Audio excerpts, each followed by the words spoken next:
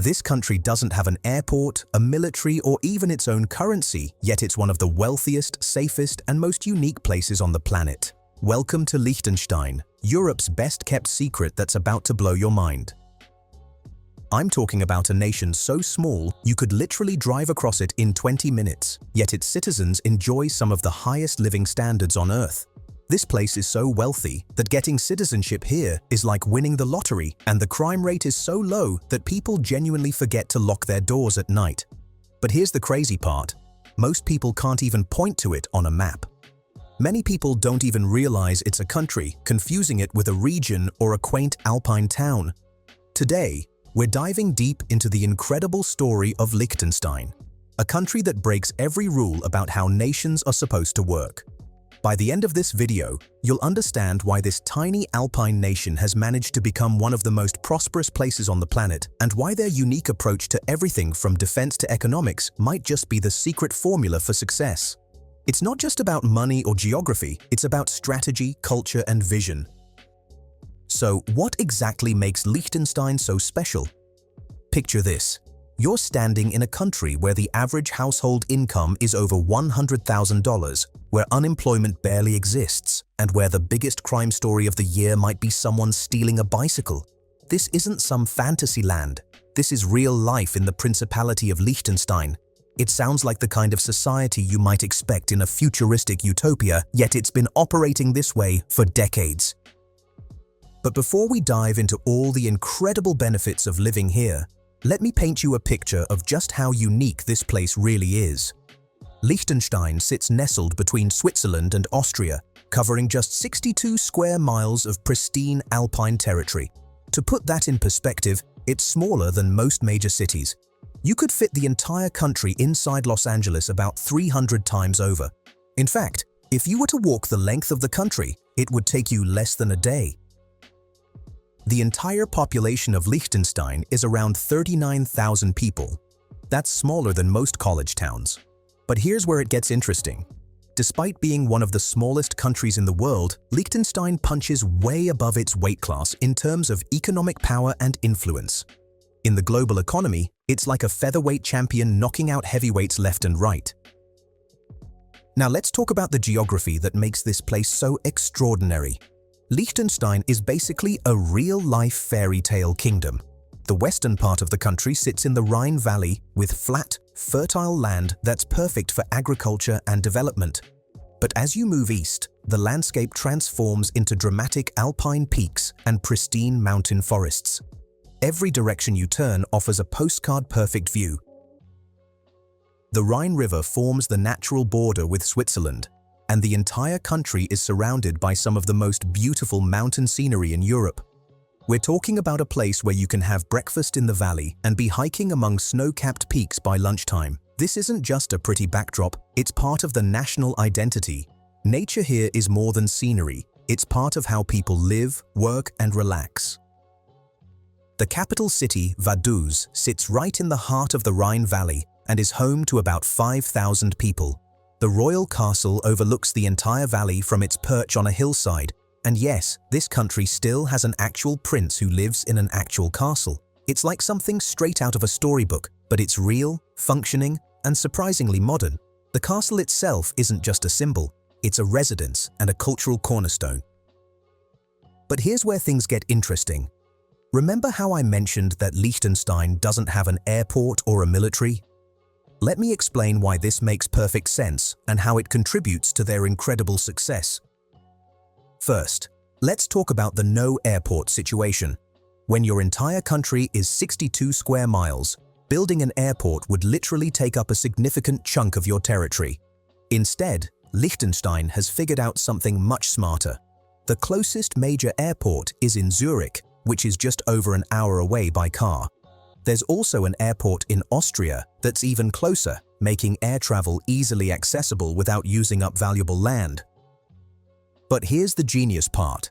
Instead of wasting precious land and resources on an airport, Liechtenstein has invested in incredible infrastructure that connects them to the world. They have excellent road networks, efficient public transportation, and helicopter services for those who need quick access. It's actually more convenient for many residents than dealing with the hassles of a domestic airport, security lines, and air traffic congestion. Trains from nearby Swiss and Austrian towns offer seamless travel to and from the Principality, making cross-border mobility almost frictionless. Now, about that military situation, Liechtenstein abolished its army all the way back in 1868, and this decision has been absolutely brilliant for their economy and way of life. Think about it, military spending is one of the biggest expenses for most countries. The United States spends over $700 billion annually on defense. Even smaller European countries pour billions into their armed forces. Liechtenstein said no thanks to all of that. Instead, they've relied on their strategic position between Switzerland and Austria for protection. Both of these countries have strong militaries and are committed to maintaining regional peace and stability. It's like having the best security system in the world without having to foot the bill. In the rare event of external threats, which are extremely unlikely, Liechtenstein would have immediate diplomatic and logistical support from its neighbors. And the real masterstroke, they took all that money they would have spent on military and reinvested it into their people, into education, into infrastructure, into business development. This strategic reallocation of resources is one of the biggest reasons why Liechtenstein has built such remarkable prosperity on such a small piece of land. It's a perfect example of how choosing peace can also be an investment strategy. Now let's talk about money, because the financial numbers coming out of this tiny nation are truly staggering. The GDP per capita in Liechtenstein is over $180,000. Let that sink in. That's not just higher than Switzerland or Norway, it's the highest in the entire world. And the median household income is similarly astronomical, reflecting the broad distribution of this wealth. But it's not just about how much money people make, it's about how effectively that wealth is used to improve everyday life. Healthcare in Liechtenstein is top tier. It's accessible, efficient, and modern. There's a reason life expectancy here is among the highest in Europe. Education, also world-class. Small class sizes, well-paid teachers, and access to both local universities and international programs make Liechtenstein a hub of lifelong learning. Students often receive generous support to study abroad and return with international experience and qualifications. Unemployment in Liechtenstein typically hovers around 1 to 2%, which economists define as essentially full employment. But here's the kicker, they actually have more jobs than people. That's right, Liechtenstein literally doesn't have enough locals to fill all its open positions, so they bring in thousands of cross-border workers every day from Austria and Switzerland. This unique arrangement has created one of the most balanced labor ecosystems in Europe. These cross-border workers get to earn high Liechtenstein wages while enjoying lower living costs at home. Meanwhile, Liechtenstein enjoys the benefits of a skilled and diverse labor force without overburdening its housing or public services. It's a model that manages population pressures while maximizing productivity. Their tax system is another cornerstone of success. Liechtenstein offers competitive corporate tax rates and has cultivated a reputation as a global financial hub. But it's not some shady offshore haven. They've implemented international standards for transparency and regulation while maintaining a business-friendly environment. This attracts top-tier firms from around the globe. Entrepreneurs and multinational corporations alike view Liechtenstein as a stable, forward-thinking base of operations. The result? A booming financial sector that manages over $200 billion in assets, and this prosperity trickles down, funding public services, infrastructure, and community development across the country. The banking sector alone contributes significantly to GDP, and the government maintains a healthy budget surplus. Now let's talk about something that feels almost too good to be true: safety. Crime in Liechtenstein is practically non-existent. In many years, the country records 0 murders. The police force is tiny, not because of budget cuts, but because there's simply not much for them to do. Violent crime, virtually unheard of. Petty theft, rare and shocking when it happens. It's common to see people leave their homes and cars unlocked. Children walk to school without adult supervision. Elderly residents stroll at night without fear. It's not a fantasy. It's the result of a high-trust society where people feel secure in their communities and institutions. The stability of the economy, the quality of education, and the strength of community relationships all play a role in this social cohesion. This level of safety extends to every aspect of life. Whether you're visiting as a tourist or living as a resident, the sense of peace is palpable. It's not the kind of peace that's enforced through heavy surveillance or militarization. It's the kind that comes from a strong social fabric, economic stability, and a shared commitment to harmony. It fosters a way of life where people take pride in their country and in each other. Let's return for a moment to that incredible commuter arrangement. Every day, around 20,000 people commute into Liechtenstein for work. That's over half of the country's total workforce.